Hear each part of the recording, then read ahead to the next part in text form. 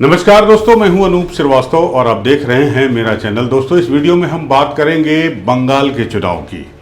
जी हां, कल सिलीगुड़ी में प्रधानमंत्री नरेंद्र मोदी ने ममता बनर्जी को खुली चुनौती दी और कहा कि चुनाव के बाद टीएमसी ऑलमोस्ट बंगाल की खाड़ी में नजर आएगी।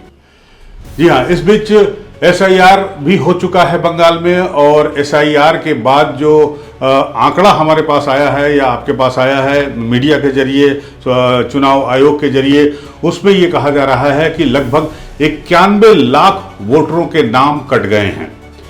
और ममता बनर्जी ने ये आरोप लगाया है केंद्र सरकार पर, मोदी सरकार पर, चुनाव आयोग पर कि ये इस शताब्दी का कह लीजिए या इस दशक का कह लीजिए सबसे बड़ा धोखा है। यानी एसआईआर स्पेशल इंटेंसिव रिवीजन जो बंगाल में हुआ, जिसमें 91 लाख लोगों के वोट कटे हैं, उनके मुताबिक यानी ममता दीदी के मुताबिक ये सबसे बड़ा फ्रॉड है, सबसे बड़ा धोखा है।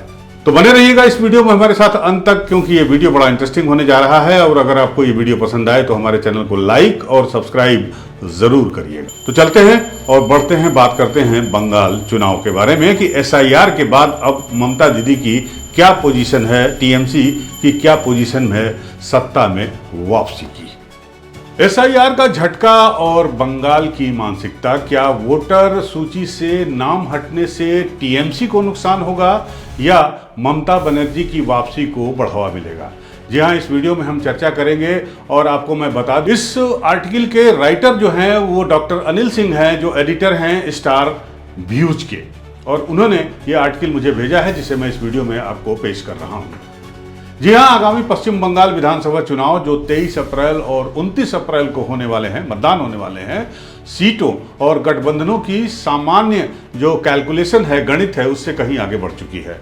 अब बंगाल की राजनीति के केंद्र में जो मुद्दा खड़ा है और वो है सबसे बड़ा मुद्दा स्पेशल इंटेंसिव रिवीजन यानी एसआईआर का, जिसके तहत लगभग 91 लाख नाम वोटर सूची से हट गए हैं।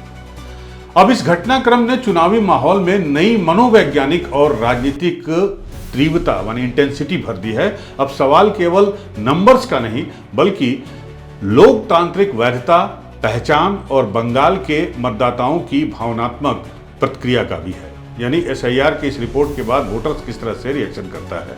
और इसमें बड़े पैमाने पर वोटर सूची से नाम हटाने को केवल प्रशासनिक प्रक्रिया मानकर नहीं समझा जा सकता। इसका असली महत्व इस बात में है कि ये बंगाल के हिंदुओं और अल्पसंख्यकों के वोटिंग व्यवहार को यानी वोटिंग पैटर्न को कैसे प्रभावित करेगा, क्या करेगा भी या नहीं करेगा, और क्या यह कदम टीएमसी विरोधी माहौल बनाएगा या फिर उल्टा ममता बनर्जी की संभावनाओं को मजबूत करेगा। प्रैक्टिकल लेवल पर अगर हम बात करें तो इतने बड़े पैमाने पर नाम हटाने को आधिकारिक रूप से डुप्लीकेट, ट्रांसफर्ड या अयोग्य मतदाताओं की हटाने की बात कही गई है। यानी जो 91 लाख वोटर हटाए गए हैं वो इस कैटेगरी में आते हैं। लेकिन पॉलिटिक्स में भरोसा और नंबर दोनों साथ चलते हैं। अब इस लेवल पर यह किया गया जो स्टेप लिया गया है, ये संदेह भी पैदा करता है। जिन जिलों में अल्पसंख्यक आबादी अधिक है वहां ये धारणा बन सकती है कि गरीब और जो अल्पसंख्यक वर्ग हैं उनको अनुपातहीन रूप से निशाना बनाया गया है, मतलब बगैर किसी कैलकुलेशन के, बगैर किसी समीकरण के। और ये धारणा पहले ही एक शक्तिशाली पॉलिटिकल नैरेटिव भी बन चुकी है, चाहे वो यूपी हो चाहे वो बिहार हो। तो चुनावी राजनीति में धारणा भी अक्सर जो है प्रोसेस से ज्यादा इम्पैक्टफुल होती है, प्रभावी होती है। और कई अल्पसंख्यक मतदाताओं के लिए ये प्रक्रिया केवल तकनीकी सुधार नहीं, बल्कि इस एंगल से भी देखी जा सकती है कि उनकी राजनीतिक आवाज जो है उसे कमजोर करने की कोशिश की गई है, जैसा कि बिहार में आरोप लगा था। और ऐसी भावना कांग्रेस, वामपंथी और टीएमसी के लिए तेज राजनीतिक एकजुटता पैदा भी कर सकती है, क्योंकि ममता बनर्जी पहले भी प्रशासनिक विवादों को सम्मान, पहचान और अधिकार के मुद्दों में बदलने की क्षमता दिखा चुकी है। ये ममता बनर्जी की यूएसपी भी मानी जाती है। अब बात अगर हिंदू मतदाताओं की करें तो हिंदू मतदाताओं के लिए ये प्रक्रिया अधिक जटिल और क्षेत्रवाद यानी रीजन वाइज, डिस्ट्रिक्ट वाइज और लोकसभा क्षेत्र वाइज जो है वो अलग अलग भी हो सकती है।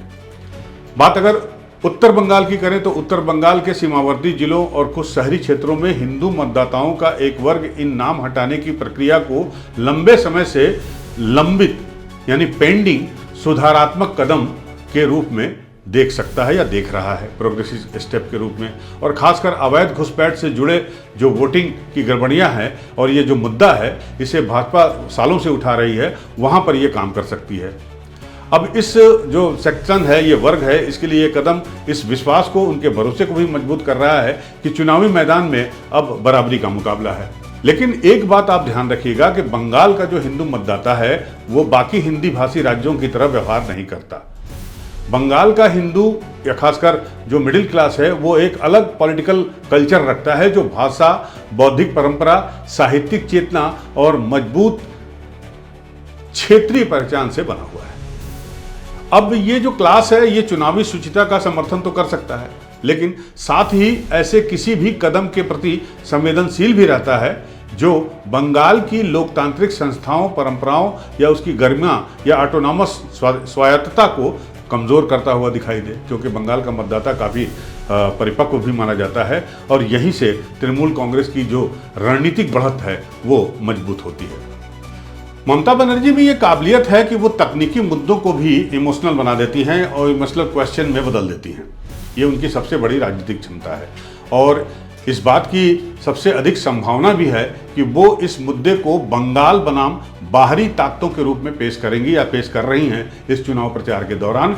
जब चुनाव बंगाल की इमोशनल लैंड पर, इमोशनल प्लेटफॉर्म पर प्रवेश करता है, पहुंचता है, तब निश्चित रूप से टीएमसी पारंपरिक रूप से मजबूत स्थिति में आ जाती है, क्योंकि बंगाल एक सांस्कृतिक और जातीय रूप से शक्तिशाली राज्य माना जाता है जिसकी राजनीतिक स्मृति, बौद्धिक प्रतिरोध, भाषाई गर्व और उत्तरी भारत के चुनावी ढांचों से अलग पहचान पर आधारित है। बंगाल में चुनाव केवल नारों या सोशल मीडिया के अभियानों से नहीं जीता जा सकता। बंगाल का जो वोटर है वो अक्सर शोर और संदेश तथा उत्तेजना और वास्तविक नेतृत्व के बीच फर्क कर लेता है और इसका सबसे बड़ा कारक जो है वो ममता बनर्जी हैं, जो अभी भी आवाम से जुड़ी हुई हैं और आवाम को ये लगता है कि कम से कम एक आदमी तो ऐसा है जो हमारे साथ रेगुलर जुड़ा रहता है, हमारे लिए खड़ा रहता है। और ये सबसे मजबूत चेहरा है ममता बनर्जी का, जो बंगाल में बीजेपी के लिए सवाल बनकर खड़ा हुआ है, चुनौती बनकर खड़ा हुआ है। तो बंगाल चुनाव में सबसे निर्णायक कारक जो है वो अभी भी नेतृत्व बना हुआ है। मतदाता सूची के विवाद के बावजूद ममता बनर्जी अभी भी बंगाल की सबसे मजबूत चेहरा बनी हुई है। बंगाल के मतदाताओं के लिए ये शासन और विरोध दोनों का राजनीतिक प्रतीक भी बनी हुई है। उनका राज्य की सड़कों, भाषा और बंगाली स्वाभिमान से गहरा जुड़ाव है जो उनके फेवर में जाता है, यानी ममता बनर्जी के फेवर में जाता है। अब बात अगर एनडीए की करें, खासकर भाजपा की करें, क्योंकि बंगाल में तो मुख्य मुकाबला भाजपा और टीएमसी के बीच में ही है, तो भाजपा के पास अभी भी बंगाल में ऐसा कोई सर्वमान्य चेहरा नहीं है जो ममता बनर्जी की राज्यव्यापी एक्सेप्टेंस यानी स्वीकारता का मुकाबला कर सके।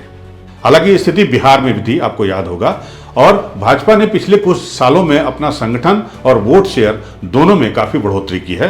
काफ़ी रिमार्केबल काम किया है इनके संगठन ने। अगर बंगाल की बात करें तो बात केवल संगठनात्मक ताकत से ही पूरी नहीं होती, इसके लिए सांस्कृतिक वैधता, भाषाई जुड़ाव और एक ऐसा नेता या चेहरा भी चाहिए होता है जो बंगाली मतदाताओं को इमोशनली यानी भावनात्मक रूप से उन्हें अपने साथ जोड़ सके और राज्य की अस्मिता का उसे वो प्रोटेक्टर लगे, वो रक्षक लगे। इसी कारण लगभग 91 लाख वोटरों के नाम हटने से ये जरूरी नहीं कि खुद ब खुद ही टीएमसी विरोधी माहौल बन जाए। मामला इसका उल्टा भी हो सकता है।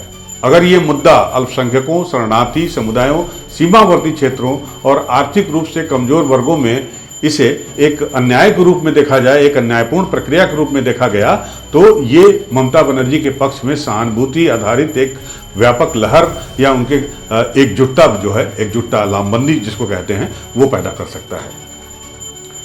गौरतलब है कि टीएमसी की क्षमता हमेशा से यही रही है कि वह प्रशासनिक मुद्दों को जन भावनाओं से जुड़े बड़े राजनीतिक सवालों में तब्दील कर देती है। ममता बनर्जी की यह खासियत मानी जाती है।